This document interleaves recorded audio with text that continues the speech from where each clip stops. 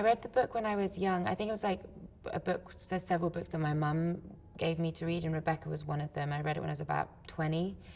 And then now I've read it just like over and over and over and over and over again. I love it so much. So I think maybe I love it too much. I think in some ways it's been just like my lifeline, and other times I've had to like sort of try and like lock it in a drawer because otherwise you become too reliant on it.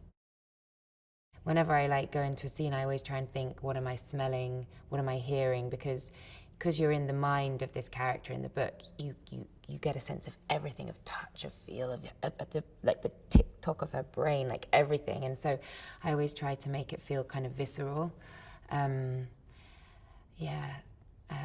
But it is intoxicating. You feel like drunk on these characters and on this house, and on like, you feel the sea, and you feel like the forest and the grass and the flowers. You smell it all. It's really vivid. And I think that Ben Wheatley's done this and has captured that in a way where it almost starts to feel like hallucinogenic, like this like psychedelic kind of like.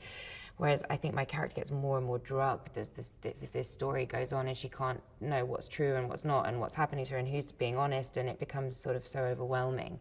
I think he's been capturing that in a really interesting, kind of unique way, very visual.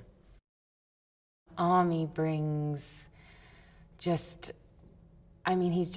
I could never imagine him any other way now. It's like he's just brought his charisma and soul, and it's the first time I sort of walked out in France and saw him stood by a gold Bentley in a gold suit with the golden sun of the Côte d'Azur shining down, and I was almost fainted. It was too much. But there's a sort of real vulnerability to him too. I think that he's captured in a real like a sense of like longing for everything to be okay, and for like clinging on to a sort of the purity of. I think we've really invested in their love story in a way that I think we've made it more romantic, which was a conscious choice, I think, from Ben at the beginning. He was like, I really want to build up their love story before we tear it down.